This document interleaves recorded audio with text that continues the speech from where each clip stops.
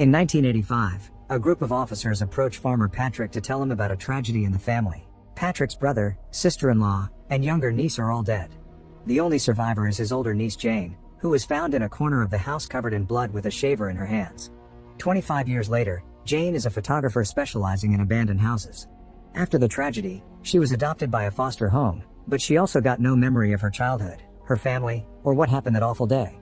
She's now married to Alan and together they have a daughter called Alice, although Jane's relationship with them is quite strained because she has memory lapses that make her forget things like meetings or picking Alice up from school. One afternoon, while looking for new houses to photograph with Alice, Jane comes across her childhood home. She doesn't recognize it, but she's still incredibly fascinated by it and takes a bunch of pictures. While her mom works, Alice finds a jack on the ground and chats with its mysterious owner, who cannot be seen.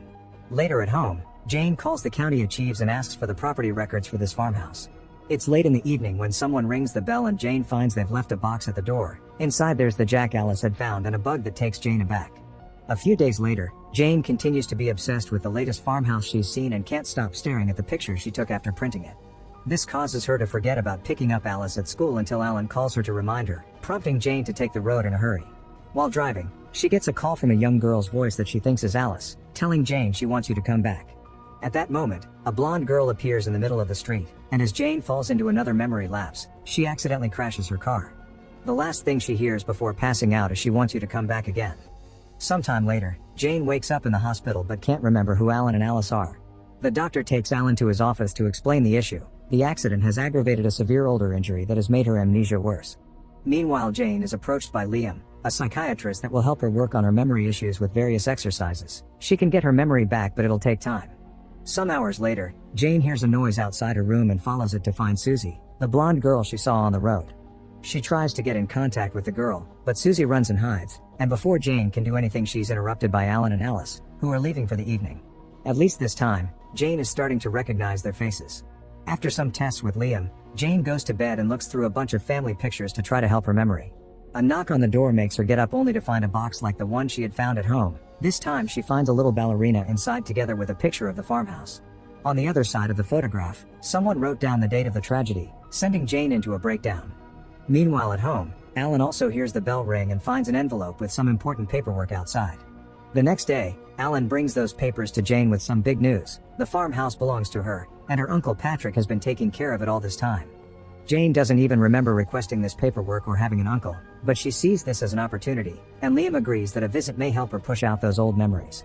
Determined to learn more about her past, Jane calls Patrick, who is shocked to hear from Jane but promises to welcome her anytime she wants to come by.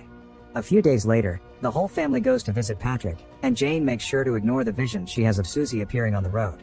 Patrick apologizes to Jane for having sent her to foster care, but he wouldn't have made a good father and he wanted her to have a good life. After he gives her the key to the farmhouse, Jane asks what happened to her family, and Patrick explains they died inside the house without adding any details. While Jane is thankful for his help, she still can't remember him. Afterward, the family goes to the farmhouse, which makes Jane extremely nervous.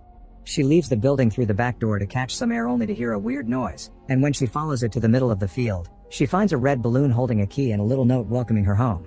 Meanwhile, Alan and Alice explore the house and finds Jane's childhood room. There's another room belonging to Jane's sister and Alan has to find the hidden key to unlock it. Inside they find an old music box that Alice can't open and a few other toys. On their way out, Alan forgets the key inside and the door gets locked again on its own. The following day, the family goes to explore the nearest town. Jane visits an antique store, where clerk Jennifer subtly guides her to a framed newspaper page from 1985 containing an article about the tragedy that implies Jane could have been responsible.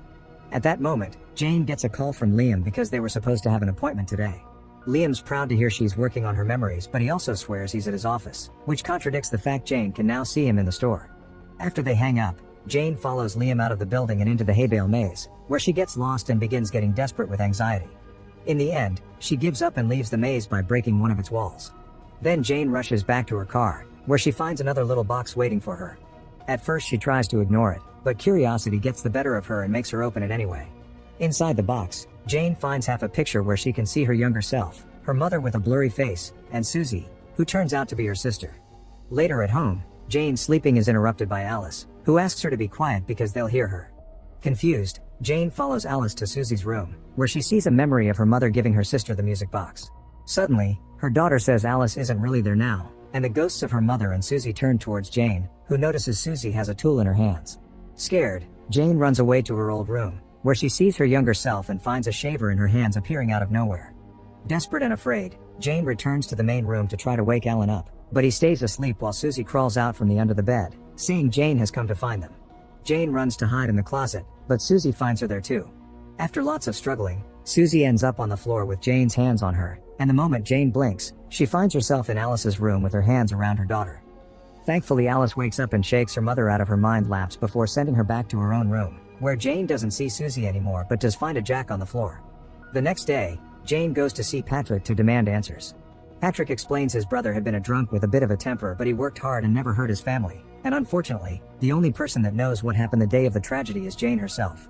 Later during breakfast, Alice notices Jane is tired and says she's sorry Susie kept her up last night. But before Jane can ask her what she means, Alan comes over and Jane asks him to take Alice to the lake. She thinks the house is making her feel worse, so she wants to go home after Alice gets her wish. Once Alan and Alice are gone, Jane goes to Susie's room, opening it with the key that came with the balloon.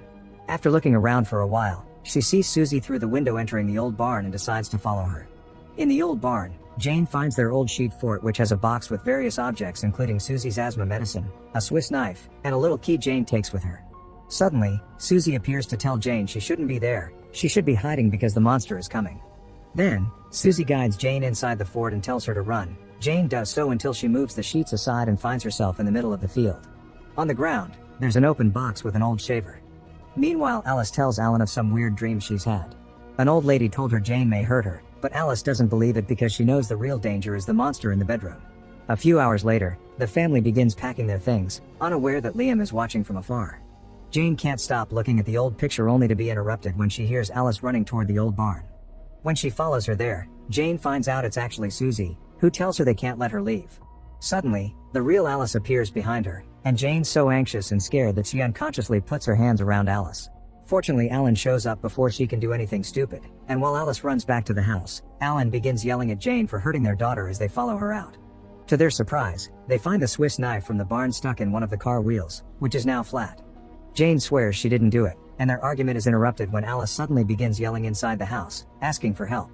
When her parents reach her, she explains she had been chased by a man that she calls the monster under the bed, then she begins to have an asthma attack. This is the first time it happens, but Jane recognizes it because Susie used to go through the same. Alan picks Alice up and rushes downstairs, only to find the front door locked. Jane remembers Susie's words and steps back, which instantly opens the door because the ghosts only want her to stay. While Alan asks a passing car for help to take Alice to the hospital, Jane explores the house looking for answers, and finds a little piece of paper saying tag, "You're it." As soon as Jane accepts to play, Susie shows up and guides her to her room, where Jane opens the music box with the little key from the barn. Inside she finds two ballerinas like the one she got in the box and the other half of the picture, which reveals Liam as Jane's dad. Before she can process the meaning of this, Susie makes Jane hide with her under the bed because the monster is coming, and at that moment, Patrick enters the room, bringing gifts for Susie inside those same small boxes. Jane runs out of the bedroom, afraid of what comes next, but Liam shows up and makes her stay so she can finally understand. It turns out Patrick is the monster. Whenever he babysat the girls, he would come to Susie's bedroom and take advantage of her. The night of the tragedy, young Jane had been hiding under Susie's bed and had to see it all. Their parents came home earlier than expected, and Liam immediately fell asleep on the couch. Their mother, who turned out to be Jennifer, heard Susie's attempts at asking for help and went upstairs with a tool in hand. As soon as Patrick saw her, he fought her for the tool and ended up killing her, dropping her on the floor for Jane to see.